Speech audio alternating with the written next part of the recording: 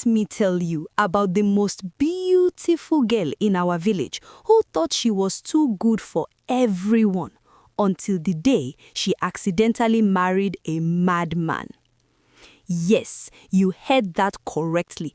Married to a madman. Now, I see that look on your faces. You're wondering how such a thing could possibly happen. Well, settle down, because this story is sweeter than palm wine and more twisted than a python's path. But to understand how Asanwa, the pride of Umuolu village, ended up being chased through the marketplace by a half-naked madman calling her my wife, we must go back to the beginning.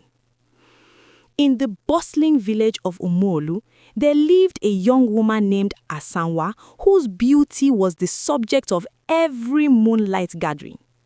Her skin glowed like freshly polished bronze, and her walk made even the elderly men pause mid-conversation to watch. But Asanwa's beauty was matched only by her stubbornness and her impossible standards.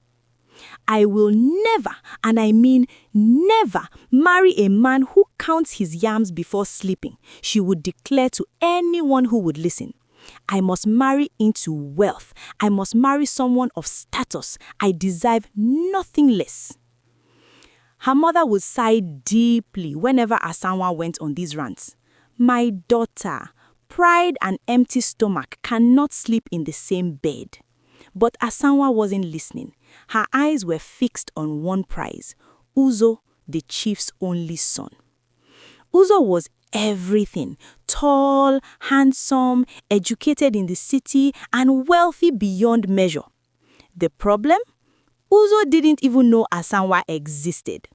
Well, he knew she existed, but in the same way you know that stones exist on the roadside. You see, Uzo was deeply in love with Adiaze, a simple farmer's daughter with a laugh that could make the saddest man smile.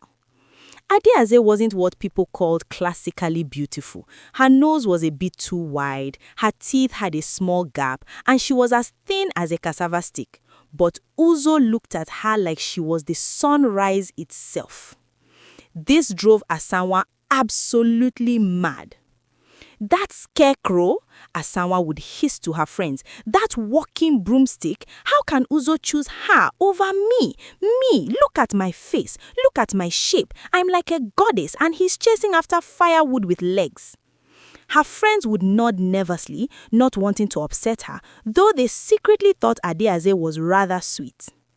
After months of watching Uzo and Adiaze laugh together at the market, hold hands by the stream, and share roasted corn under the udara tree, Asanwa decided she'd had enough. If Uzo wouldn't choose her willingly, she would make him choose her by force. That's how she found herself on the outskirts of the village, standing before the hut of Okoro, the most powerful and feared medicine man in 3 villages combined. Okoro was so old that people said he remembered when the trees were still seeds. His eyes were cloudy white, and he spoke in riddles that made your head spin. I need a love potion, Asanwa announced boldly, though her knees were shaking beneath her wrapper. The strongest one you have. Okoro studied her for a long moment, then cackled, a sound like dry leaves being crushed. Ha ha, a love potion, eh? You young people and your shortcuts. But fine, I will help you. He disappeared into his hut and emerged with a small clay pot sealed with beeswax. This potion is very, very powerful, Okoro warned, his finger raised dramatically. The first person you speak to after applying it will fall hopelessly in love with you. But you must follow the rules exactly, or, he paused for effect, disaster. I'll follow the rules, Asanwa said impatiently, reaching for the pot. I am not finished, Okoro snapped. Listen carefully. At dawn, you will rub this potion on your wrists and behind your ears. Then, you must walk directly to Chief's compound without stopping. Do not speak to anyone, not even a greeting, until you see Uzo and speak directly to him. Once he responds, the bond is sealed. Do you understand? Yes, I understand, Asanwa said, barely listening as she counted out the money for the potion. And one more thing, Okoro called as she turned to leave.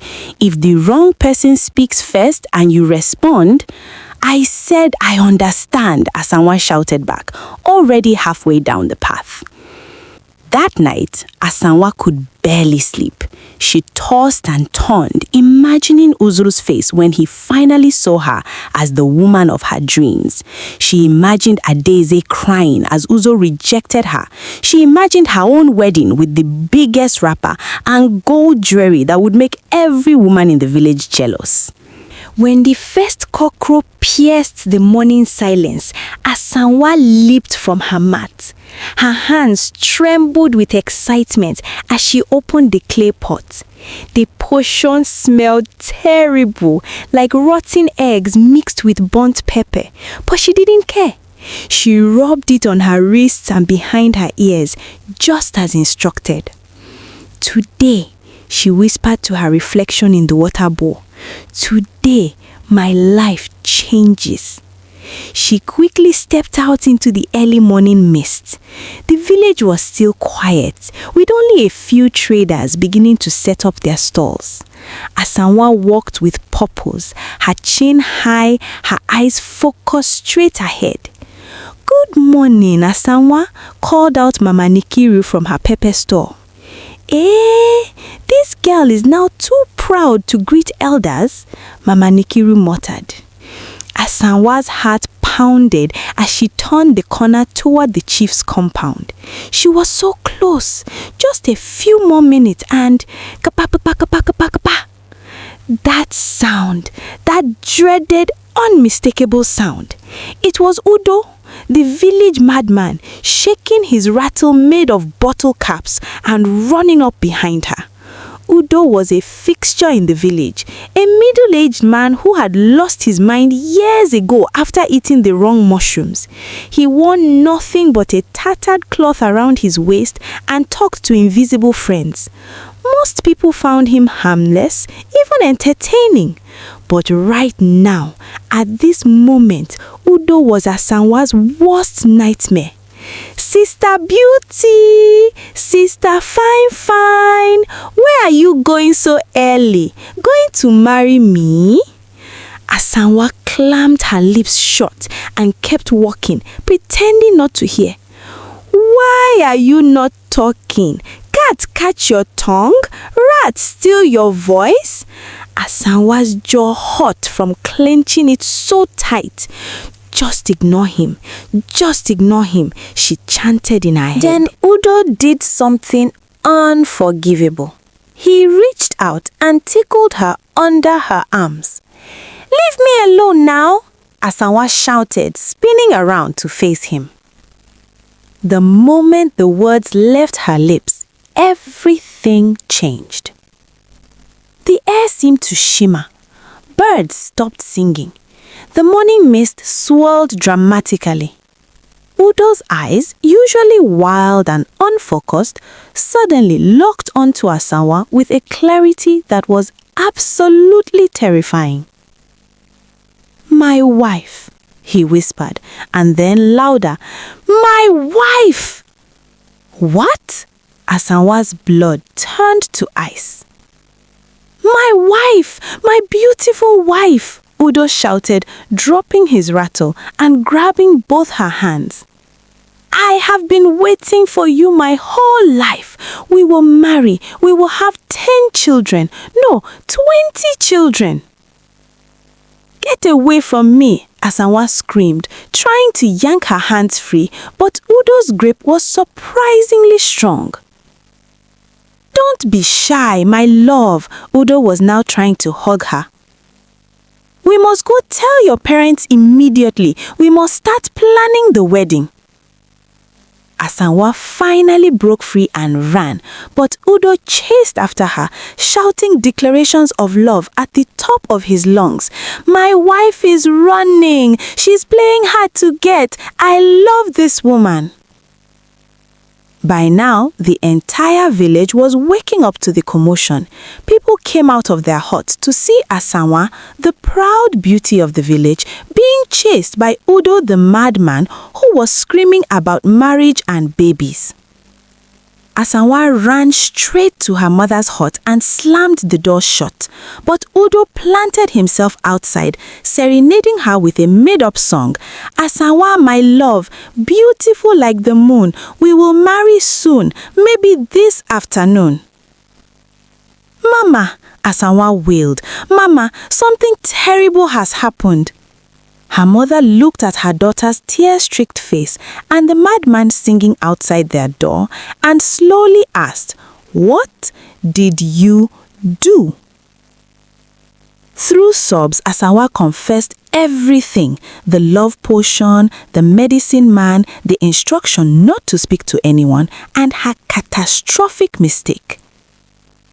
Her mother sat down heavily on a stool. "You went to Okoro for a love potion? Asanwa, have I not raised you better than this?" "I don't care about that now, Mama. How do I fix this? I can't have a madman following me around claiming to be my husband." But it was too late. The love potion was irreversible.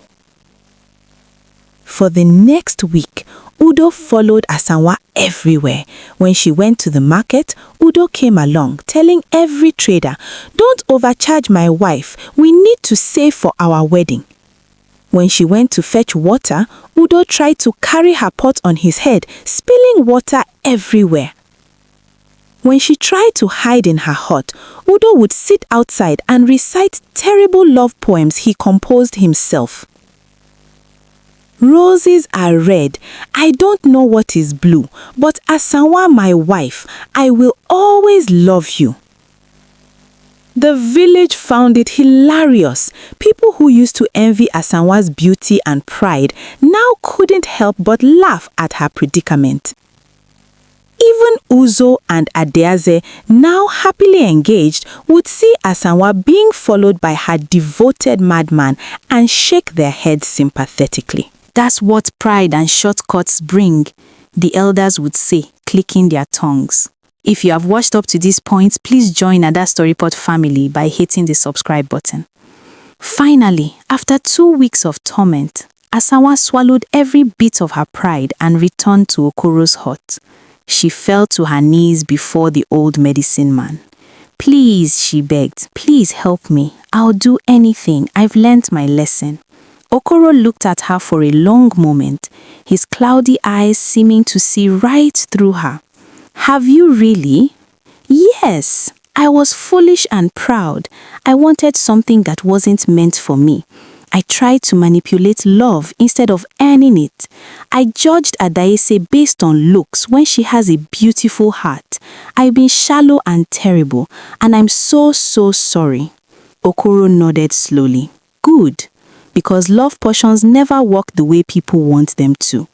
Real love cannot be forced or rushed. It grows naturally like a good yam with patience and care."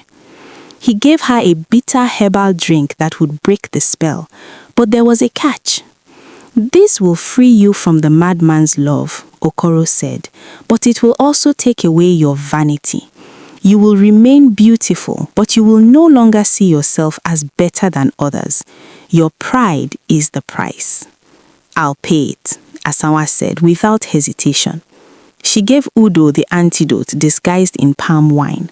As he drank, the magical clarity faded from his eyes. He blinked, looked around confused, saw Asanwa standing before him, shrugged, and wandered off to chase butterflies, back to his old self. As for Asanwa, she was free but changed. When she looked in the water bowl now, she still saw a beautiful woman, but she no longer felt superior. She began to notice things she'd missed before. The kindness in people's eyes, the warmth in their smiles, the beauty that had nothing to do with straight noses or smooth skin. Slowly, she began to help her mother in the farm. She greeted elders with genuine respect. She even apologized to Adaeze and attended her wedding to Uzo with a genuine smile. And you know what? Eventually, Asanwa did marry. A kind trader named Obina who appreciated her changed heart more than her pretty face. He wasn't the richest man in the village, but he made her laugh and treated her with respect. On her own wedding day, as she danced with her husband, Uzo wandered past the celebration, completely oblivious, chasing an invisible chicken. Asanwa caught his eye for just a moment, and they both burst out laughing. Him because he saw something funny in the clouds, her because she'd learned the greatest lesson of all. Love cannot be forced. Beauty fades, but character and humility, those last forever. And say no to dangerous shortcuts. Join Ada Storypot family. We have a lot of interesting stories lined up for you.